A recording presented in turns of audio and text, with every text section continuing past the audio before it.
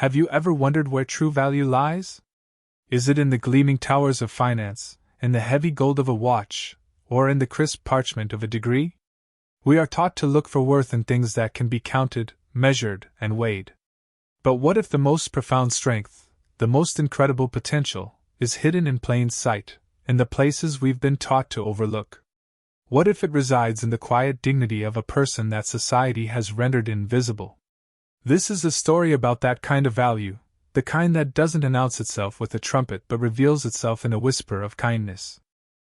It is the story of a waitress, a billionaire, and the moment a simple glass of spilled water washed away the illusions that separated them, revealing a truth that would change everything. The restaurant, the Gilded Cage, was a paradox, a place designed to showcase wealth but staffed by those who had little of it. It was a world of hushed tones, heavy silverware, and the soft, cloying scent of expensive perfume mingling with roasted duck. Elara moved through this world like a ghost. Her uniform, a starched black apron over a white blouse, was her cloak of invisibility. To the patrons, she was a pair of hands that delivered plates and cleared away debris. They looked through her, their eyes focused on their companions, their phones, their own reflections in the polished wine glasses. Elara didn't mind. Invisibility was a kind of armor. It allowed her to observe, to exist without the pressure of being seen. She learned the secret language of the diners, the subtle tightening of a jaw that meant a business deal was failing, the way a woman's hand would nervously twist a napkin when her date wasn't listening, the pure, unguarded joy in a child's eyes when the dessert cart arrived. She was a silent witness to 1,000 tiny human dramas every night. Her own drama was one she carried deep within her. Every dollar from her tips, every cent from her meager paycheck, was carefully portioned. One part for rent on her tiny, drafty apartment. One part for her own sparse groceries. And the largest part, the sacred part, went into an old envelope labeled, "For Mom," her mother, a woman who had once filled their small home with the scent of baking bread and the sound of laughter, was now a quiet figure in a sterile room at a long-term care facility, her mind a beautiful, tangled garden that no longer remembered the path to the present. The doctors spoke of experimental treatments, of possibilities that cost more than Elara could imagine earning in a lifetime. So she worked. She took extra shifts, polished extra silverware, and smiled until her face ached, fueling her exhaustion with the fierce, desperate hope that one day, the envelope would be full enough. Tonight, a new drama was unfolding in corner booth number 7. A man sat there, his suit so exquisitely tailored it seemed to have been woven from shadow and money. This was Tariq Al-Jamil, a man whose name was a whisper in the global corridors of power. His face, etched with the faint lines of chronic stress, was illuminated by the cold blue light of his smartphone. He was scrolling through market data, his thumb moving with a restless, urgent energy. Across from him sat his daughter Layla. She was a small, silent creature, her dark hair a curtain around a face that held the solemnity of a tiny, forgotten queen. In front of her was a sketchbook and a glass of water, the condensation tracing wet lines down its side. She hadn't touched her food. She hadn't spoken a word since they arrived. Layla's world had gone quiet 6 months ago, the day they had buried her mother. The laughter and light had been extinguished from their home, replaced by a heavy, echoing silence that Tariq, a man who could command armies of lawyers and brokers, had no idea how to fill. He bought her dolls she didn't play with, dresses she didn't wear. He brought her to the finest restaurants, hoping to tempt her with confections, but she only picked at the edges, her gaze lost somewhere he couldn't follow. He loved her with a desperate, aching helplessness, but his love was a language of provision, of action, of solving problems. He didn't know the language of quiet grief, and the silence between them had become a chasm. Elara had noticed them, of course. She saw the father's distraction and the daughter's profound loneliness. It was a familiar ache. She refreshed their water, her movements gentle, her smile soft, a small offering of warmth into their cold, isolated bubble. She saw the little girl's hands, small and delicate, clutching a pencil as she drew. Elara felt a pang of connection, a recognition of a soul trying to create a world of its own when the real one had become too painful.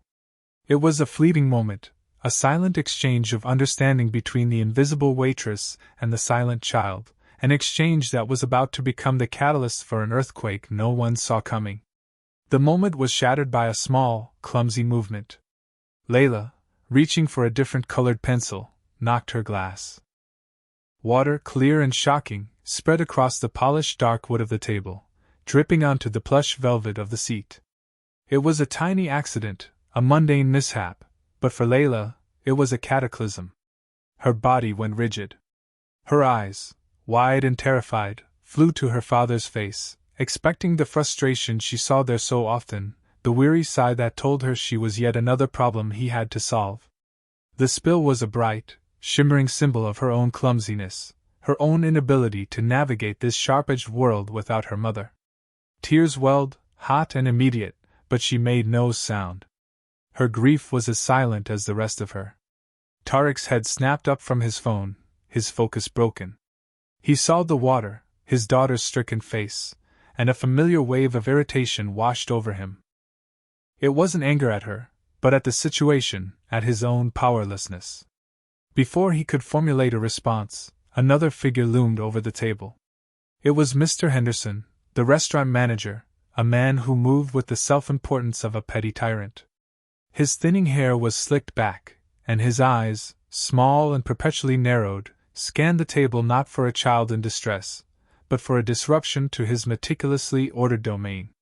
"Good heavens," he said, his voice a sharp, cutting instrument. "What is this? You must be more careful. This is a custom-upholstered booth." He wasn't speaking to the billionaire. His condescending gaze was fixed squarely on the 7-year-old girl. "Really, young lady? Spills like this are a serious inconvenience for my staff and for our other patrons."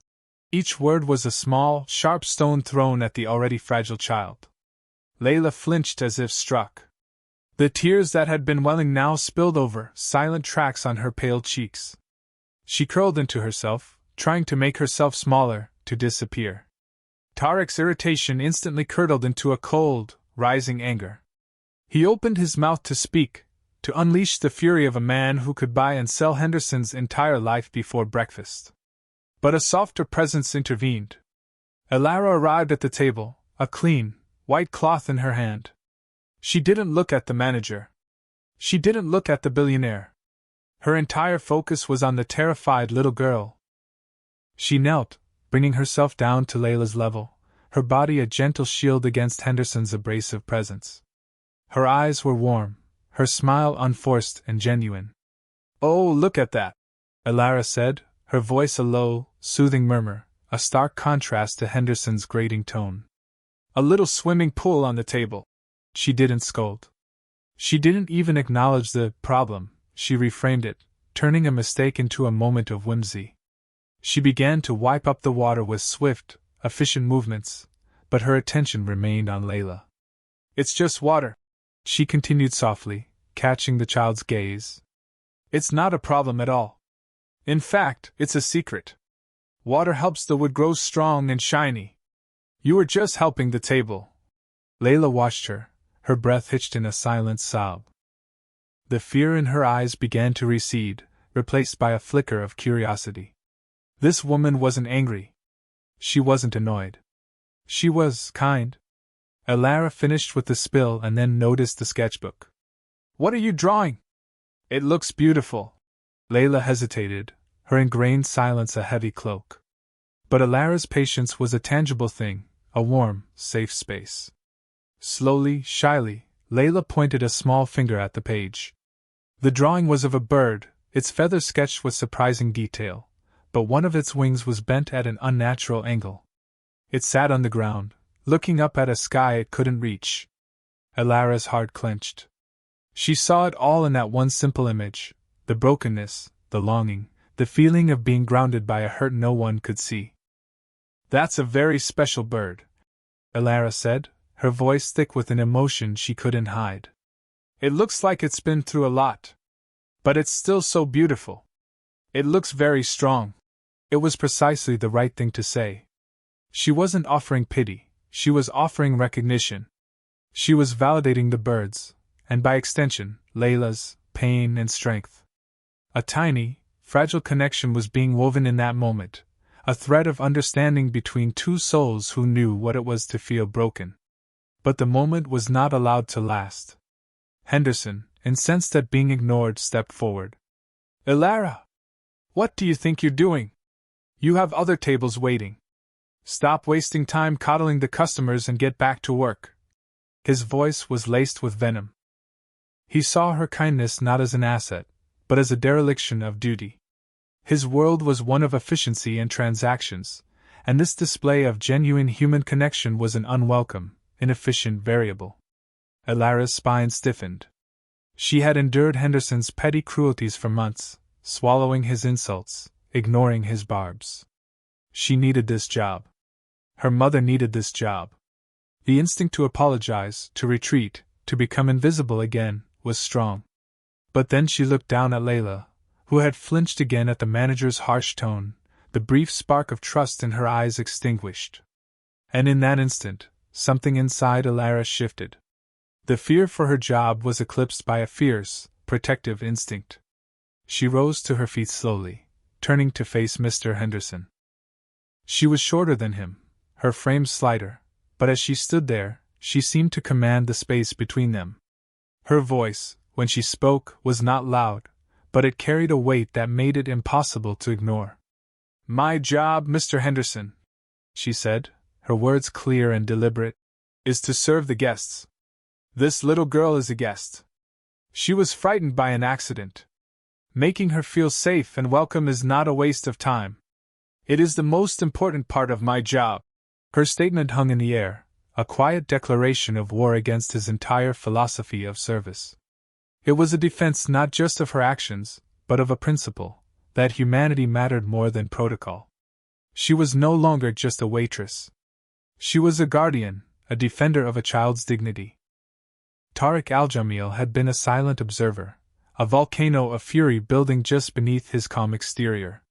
He had been about to intervene, to verbally decimate Henderson, but he had held back, intrigued by the waitress. He had watched her kneel, had heard her gentle words, and had felt something shift in the atmosphere. He saw the way his daughter, who shrank from nearly every adult, had leaned slightly toward this woman. Now, as Elara stood up to the manager, her quiet courage ringing through the opulent dining room, Tariq felt a profound sense of awe. In his world, power was loud. It was demonstrated through leveraged buyouts, hostile takeovers, and cutting remarks in the boardroom. People deferred to him, they flattered him, they feared him. What he was witnessing was a different kind of power altogether.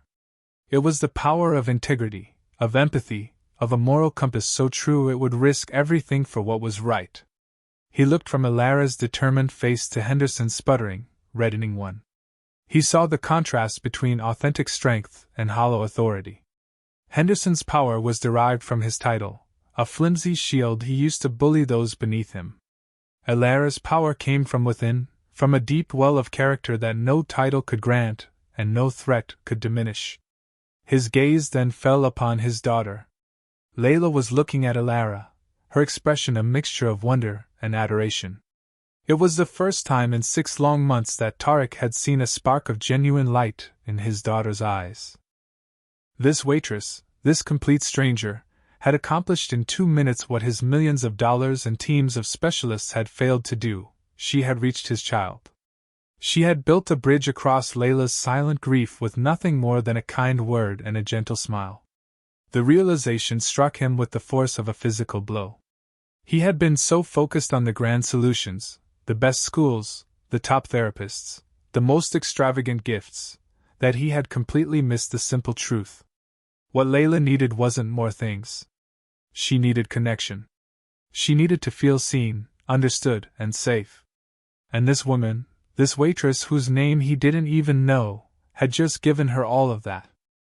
Henderson, desperate to regain control and impress the wealthy patron, turned to Tariq with an oily, apologetic smile. "My deepest apologies for this disturbance, sir. I assure you, this employee's unprofessional behavior will be dealt with severely. I will handle her." Tarek slowly raised a hand, a simple gesture that immediately silenced the manager. The ambient noise of the restaurant seemed to fade away as he focused his full, undivided attention on the scene. His voice, when he finally spoke, was dangerously quiet, a low rumble that promised a storm. "You will not handle her," he said, his eyes like chips of obsidian. "You will do nothing. Because she, in this entire establishment, is the only one who understands the meaning of the word service." Henderson's jaw dropped. He stared at Tarek, his mind struggling to process what he was hearing. This wasn't how the world worked. The rich and powerful didn't defend the help.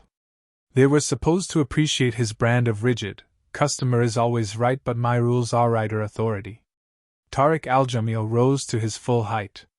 He was not an overtly large man, but he radiated an aura of immense power that seemed to suck the air out of the room. The other diners, sensing the shift in gravity, fell silent, their conversations tapering off as they turned to watch the drama unfold at booth 7. He took a step toward Henderson, who involuntarily took a step back. "Let me be clear," Tarek said, his voice as cold and sharp as breaking glass. "Your primary concern was a trivial spill on a piece of furniture. You saw an inconvenience. You saw a rule being broken." He then gestured toward Ilara, his hand open in a sign of respect. She saw a human being. A small child who was scared and embarrassed. Your priority was the upholstery. Her priority was a child's heart. He let the words hang in the air, a damning indictment. "You have fundamentally failed to grasp the nature of this business. We are not selling food. We are selling an experience. We are selling comfort, welcome, and respect. And you," he looked Henderson directly in the eye, "are utterly bankrupt of all three."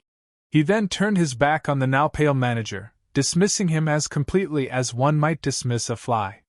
His gaze fell upon Ilara, and the iciness in his expression melted away, replaced by a genuine, profound respect. "I apologize for his behavior," Tarek said to her, the words a shock to everyone who heard them.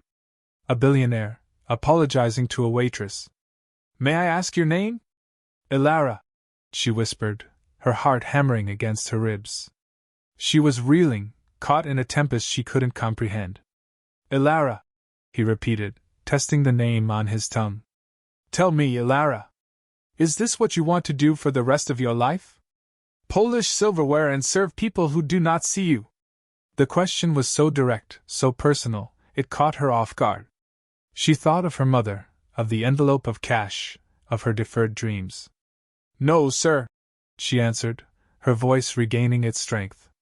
I wanted to be a child psychologist. But life had other plans." A flicker of understanding passed through Tarek's eyes. "A healer. Of course.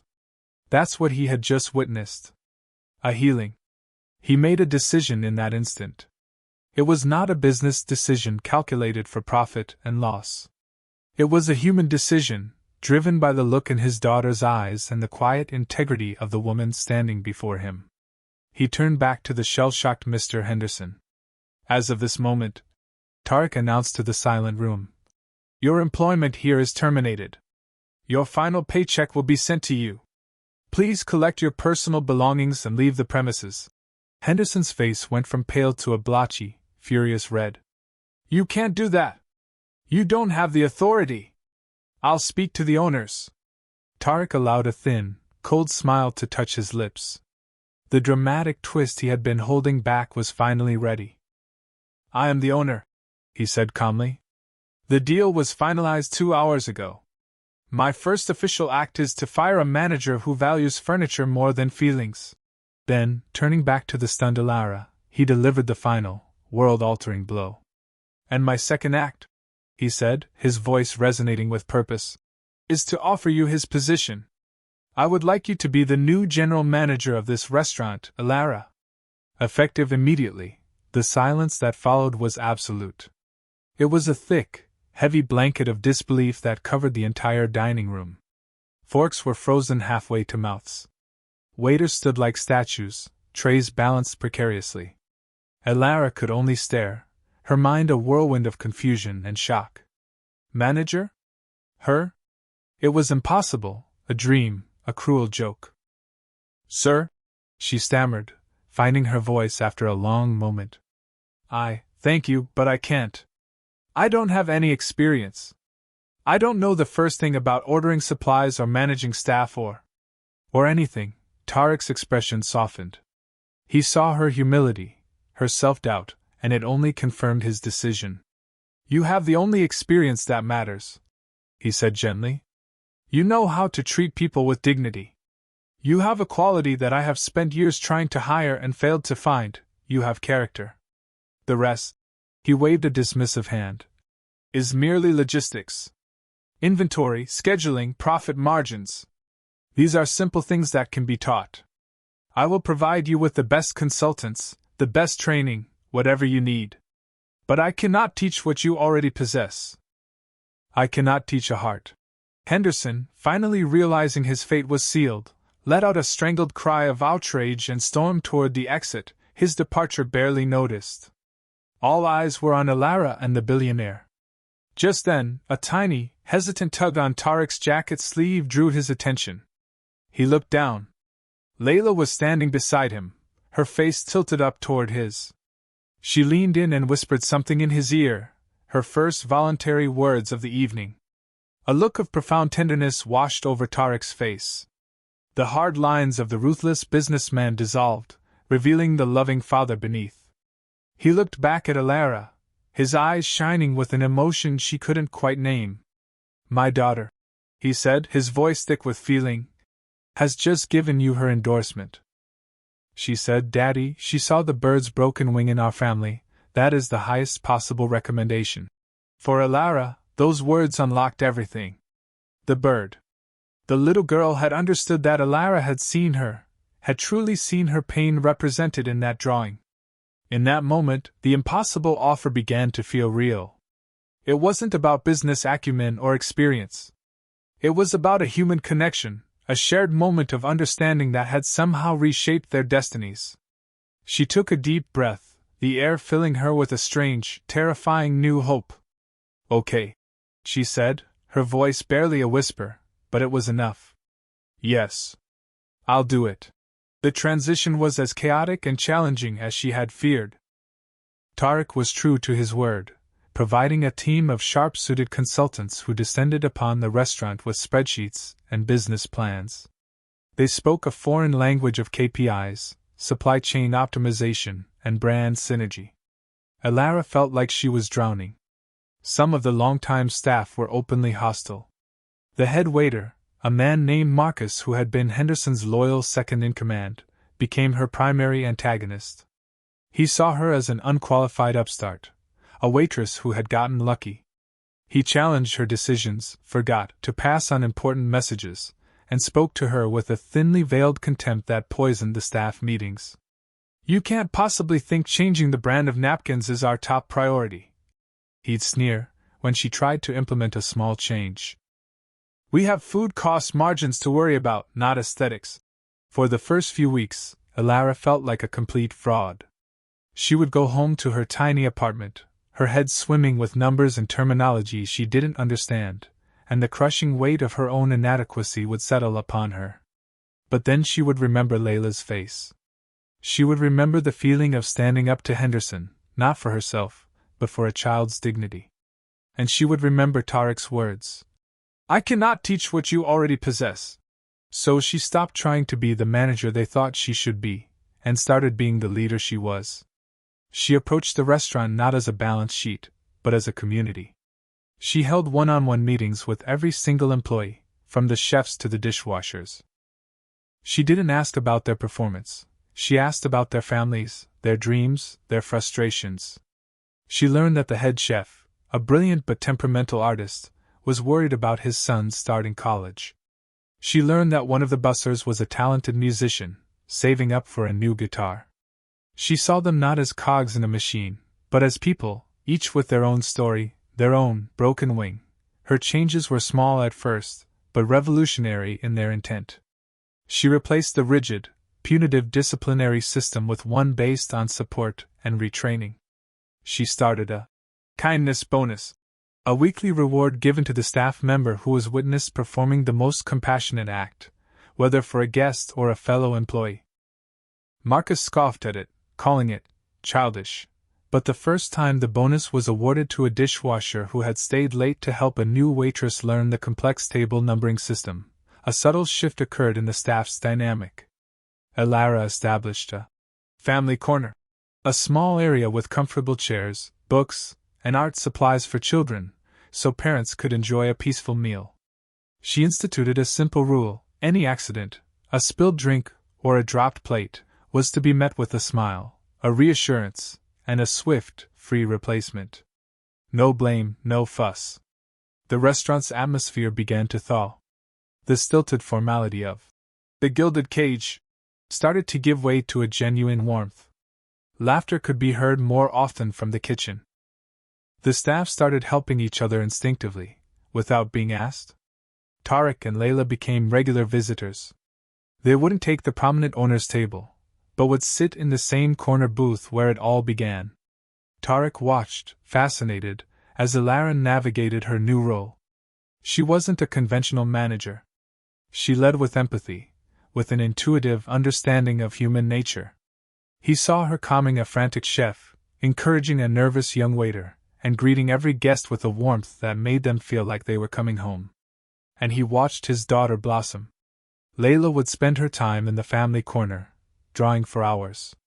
Her sketchbooks, once filled with broken things, now featured birds in flight, trees with strong roots, and smiling suns.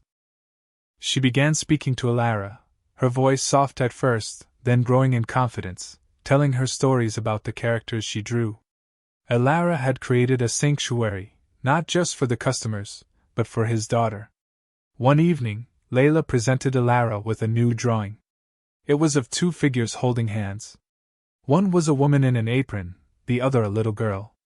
Above them, a bird with two perfectly formed wings soared into a bright blue sky. Tariq, watching from the table, felt tears sting his eyes. He had bought a restaurant to diversify his portfolio. He had fired a man out of anger. He had promoted a woman on a whim. He had thought he was fixing a business, but he had ended up healing his family. Elara had not just transformed his investment, she had transformed his understanding of value. He had spent his life accumulating wealth, but this waitress, with nothing to her name but a good heart, had given him back his daughter. It was a debt he could never repay. The true test of Elara's new philosophy came on a rainy Tuesday night. The air was thick with tension. Julian Croft, the city's most feared food critic, had just been seated at table 12. Croft was a man whose words could build an empire or shatter it. His reviews were legendary for their savage wit and unforgiving standards. The kitchen was already in a state of controlled panic, but the situation was about to get much worse. The sous chef burst out of the kitchen, his face pale. "Manager," he said, his voice tight with stress. "We have a problem. A huge problem." The truck from the farm, the one with the heirloom tomatoes for the signature tart. It broke down. "It's not coming." The signature tomato tart was their most acclaimed appetizer, the very dish Croft was most likely to order. To not have it was unthinkable. Marcus, the skeptical head waiter, overheard and threw his hands up in the air. "This is it. We're finished." Henderson would have had a backup supplier. This is what happens when you put a waitress in charge of logistics. The panic began to ripple through the staff. Blame was starting to be assigned. The old, toxic culture was threatening to resurface. Elara felt a knot of fear tighten in her stomach, but she pushed it down. She looked at the worried faces of her team. She saw their fear of failure, their fear of the critic, their fear of letting each other down. She knew that what she did in this moment would define her leadership. She called everyone together for a brief, urgent huddle. "Okay," she said, her voice calm and steady, projecting a confidence she didn't entirely feel. "Let's not panic. Panicking doesn't cook food. Marcus is right about one thing. We can't give Mr. Croft what he expects. So we won't try." She turned to the head chef, a man named Antoine who had initially been one of her harshest critics but had been won over by her respect for his artistry. Antoine, forget the menu. Forget the signature dishes. Look at what we have. What can you create right now that is honest? What is brilliant? What tells a story about the ingredients we do have? Antoine stared at her, then a slow smile spread across his face. The challenge lit a fire in his eyes. The artist in him was intrigued. Give me 20 minutes, he said, already turning back to the kitchen, his mind racing. Alara straightened her apron. The hardest part was yet to come. She walked toward table 12, her steps measured, her heart pounding a frantic rhythm against her ribs. Julian Croft looked up as she approached, his expression one of bored impatience. He was a man accustomed to being fawned over, to managers groveling and offering free champagne. He was not prepared for what Alara did next. Mr. Croft, she began, meeting his gaze directly. My name is Alara, and I am the manager here. I want to be completely honest with you. Our main supplier for our signature tomatoes had a breakdown tonight, and the key ingredient for our most famous appetizer is unavailable. Croft's eyebrows shot up in surprise. This was a breach of all known protocol. We could have tried to substitute a lesser ingredient and hoped you wouldn't notice. Alara continued, her voice unwavering. We could have made an excuse. But that is not who we are. Honesty is our most important ingredient here. She paused, letting the statement sink in. So, I have a proposal. Our chef, Antoine, is creating a new dish for you, inspired by the ingredients we have on hand tonight. It will be an improvisation. It might be a triumph, it might be a failure. But I can promise you it will be authentic. Or, she offered, you are, of course, free to order anything else from the menu, and your entire meal tonight will be with our compliments, as an apology for our failure. Julian Croft was speechless. In all his years of reviewing, nothing like this had ever happened. He was a critic, a judge. His role was to uncover the truth a restaurant was trying to hide. And here was a manager, laying the truth bare before him, willingly, vulnerably. His curiosity warred with his skepticism. It could be a trick, an elaborate piece of theater. But as he looked into Alara's earnest eyes, he saw no deception. He saw a terrifying, beautiful honesty. Very well, Alara, he said slowly, a flicker of interest in his cold eyes. Bring me the improvisation. Let's see what story your chef has to tell. The entire restaurant held its breath as the dish was brought out. It was a simple-looking risotto, but the aroma was intoxicating. Croft picked up his fork, took a small bite, and chewed slowly, his face an unreadable mask. He took another bite. Then another. The silence stretched for what felt like an eternity. The kitchen staff peered through the small window in the door, their faces a mixture of hope and dread. Alara stood a respectful distance away, her hands clasped behind her back, waiting for the verdict. Finally, Croft placed his fork and knife deliberately on the plate. He looked up, not at the food, but directly at Alara. In 25 years of writing about food, he said, his voice quiet but carrying across the hushed room, I have been lied to, flattered, deceived, and misled in 1,000 different ways. Restaurants are theaters of illusion. They hide their mistakes, they disguise their shortcomings. He leaned forward slightly, his gaze intense. No one has ever done what you just did. No one has ever offered me the truth as the first course. He gestured to the plate. This risotto is excellent. It's inventive, it's perfectly executed. But that's not what I will be writing about.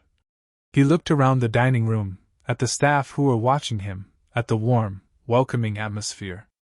I came here tonight to review a menu. Instead, I have found a philosophy.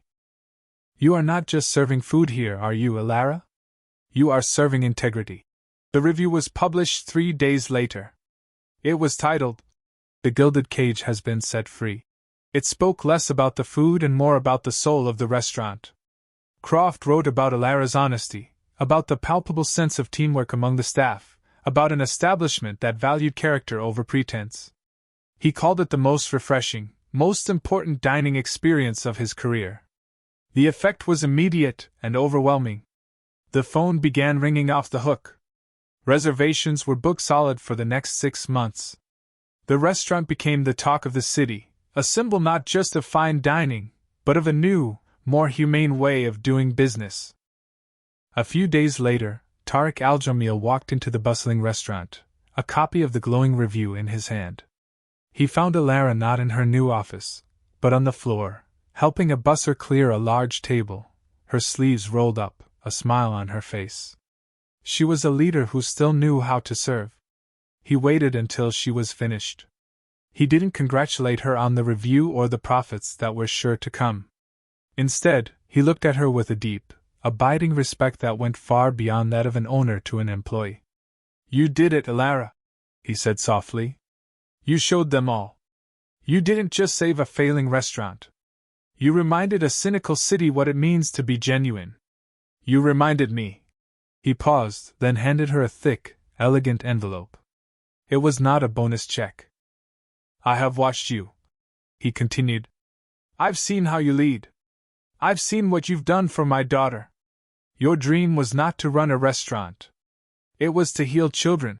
Alara opened the envelope. Inside were documents detailing the Layla Al-Jamil Scholarship Fund. It was a full, unconditional scholarship to the top university in the country for a doctorate in child psychology. Behind that was another document, establishing a trust that would cover, in perpetuity, all of her mother's medical care, including any experimental treatments she might ever need. Tears streamed down Alara's face as she looked up at him, unable to speak. "The restaurant will be here," Tariq said, his voice gentle. "Run it for as long as you wish. But when you are ready, go and fulfill your true purpose. Go and heal the world, one child at a time. You have already healed mine." And so, the story comes full circle. We see Alara, no longer the invisible waitress, but a confident leader, mentoring her staff, a beacon of compassion in a world that often prizes profit over people. We see Layla, no longer a silent, grieving child, but a bright, happy girl, chattering away as she shows Alara her latest drawing, a whole flock of birds, their wings strong and whole, soaring into a limitless sky. True worth, you see, is not about the position you hold. It's about the principles you uphold. True strength is not measured by the size of your bank account, but by the depth of your compassion. Alara was a waitress who saw a person in need. Tariq Al-Jamil was a billionaire who was wise enough to recognize true value when he saw it. Their story reminds us that the most powerful currency we possess is kindness, and the greatest investment we can make is in each other. So I ask you to look again at the world around you. Look at the person pouring your coffee, the cleaner sweeping the floors, the cashier scanning your groceries. See the human being behind the uniform. Acknowledge their existence with a smile, a kind word, a moment of patience. Because hidden within them might be a skill, a talent, a strength that could change the world, if only they were given a chance to be seen. Share this story if you believe that a person's character is more important than their title. In the comments below, tell us about a time a simple act of kindness made a profound difference in your life. Let's fill the world with these reminders, and prove that everyone, no matter who they are, deserves to have their broken wings mended, and their true worth seen.